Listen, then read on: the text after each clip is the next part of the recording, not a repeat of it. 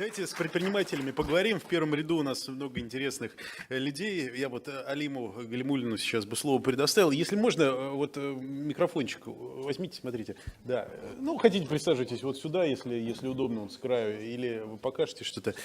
Алим, да, расскажите о своем опыте. Ну, вам-то как бы повезло в каком-то смысле. Вы, значит, из региона, где бизнесу и развитию бизнеса уделяют хорошие средства и большое внимание, да? Ну, всем бы так повезло. Но, тем не менее, расскажите, как у Ну, вас обстоит дело с ну, этим? чуть-чуть я по-другому, конечно, подойду к этому вопросу.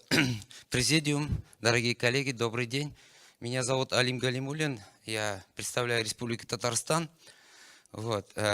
Сегодня цель моего выступления это будет пропаганда предпринимательства в малом населенном пункте, где я хочу на своем примере доказать, что и в глубинке можно делать бизнес. Я живу в поселке городского типа Богатый Сабыта, Сабинский район, Республика Татарстан, с населением 8 тысяч человек. Вот. У нас в 2014 году с моей супругой мы приняли решение, что создадим свой семейный бизнес. Вот. И мечтой была, конечно, создать питомник по выращиванию растений, потому что до этого я работал в лесном хозяйстве и люблю очень природу. Но в начальном этапе нет, конечно, денег, да, то есть это, поэтому мы не рассматривали господдержки, мы не рассматривали кредиты, заемные деньги, мы пошли по другой пути, мы запустили сразу 7 направлений бизнеса, чтобы заработать денег на создание своей мечты, да, это вот строительство, это продажи и консалтинг, потому что я имел определенный опыт работы с растениями, я также продавал свои знания, ну, до сих пор продаю. Вот. Что хочется сказать, бизнес все начинался, конечно, интересно. Мы начинали с отцовского гаража, это, конечно, нет фотографий, потому что тогда было стыдно делать фотографии в гараже, когда мы работаем. Мы, когда запустили интернет-магазин по продаже саженцев, это яблони, груши, вот, мы всю зиму собирали заказ и отправляли. Вот, все это хорошо упаковали. Вот, ну, на сегодняшний день уже у нас есть свой магазин, да, свой офис, свой аудиторий, где мы проводим обучение.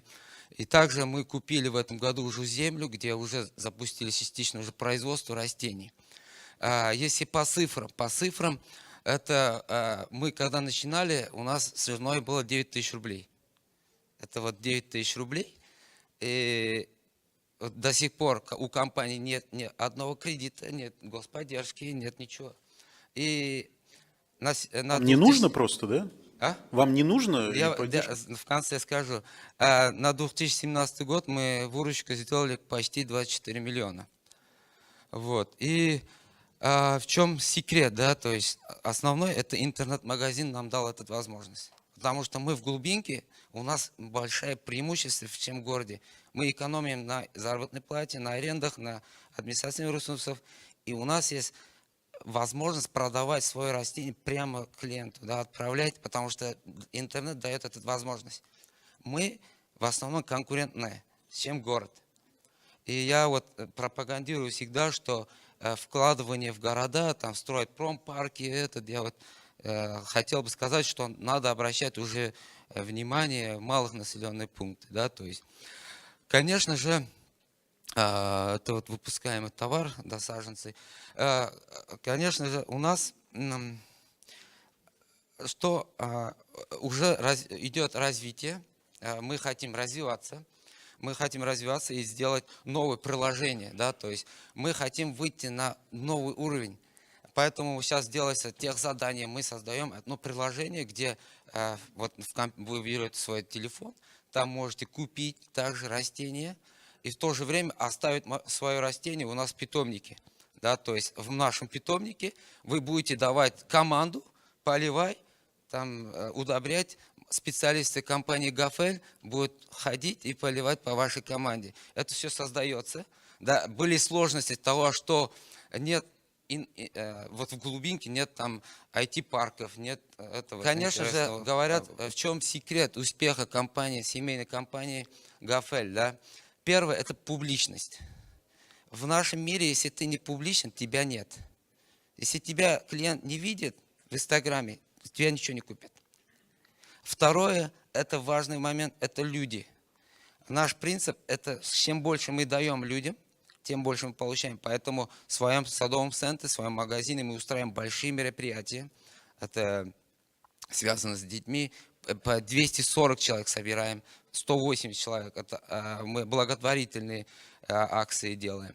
Чем мы сильнее, чем мы даем людям, люди верят в нас и покупают.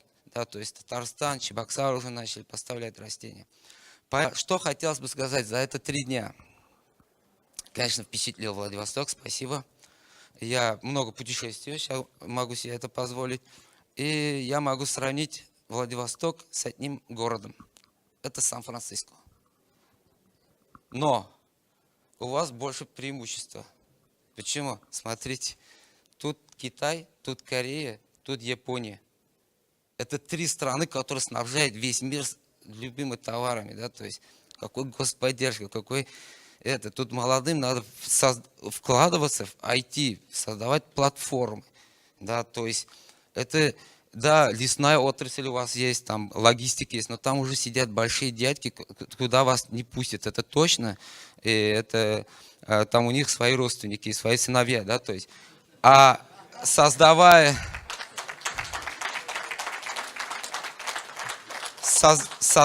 интернет-платформу, можно создать очень сильно, даже по туризму, понимаете, мы сюда приехали, наш туристическим гидом стал таксист Роман, который взял у нас почти больше 7 тысяч рублей, завез нам одну кафешку, где мы поели морепродуктов и отравились, вчера день потерял из-за этого, да.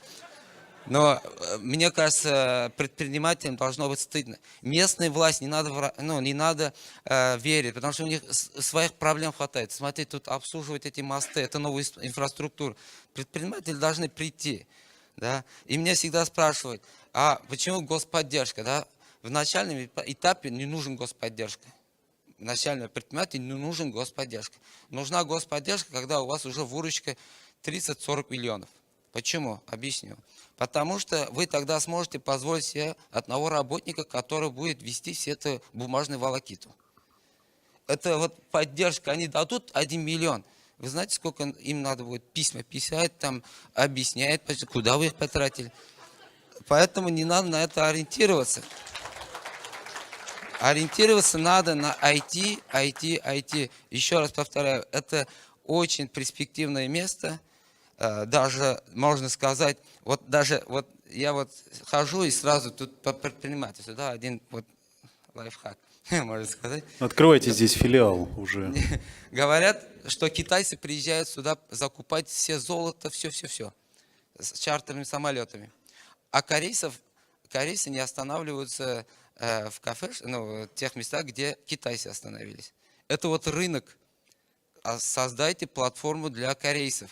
Скажите, у вас будет шопинг лучше, чем у китайцев, и корейцы к вам подтянутся, понимаете? Договоритесь с магазином, магазины вас отстегнут, не надо тут господдержки никакой. Потом, когда уже вырастете, пожалуйста. Я благодарю. Спасибо, Алим, да, спасибо большое. И приезжайте в Татарстан, приезжайте ко мне в гости. Спасибо. Спасибо большое, Алим.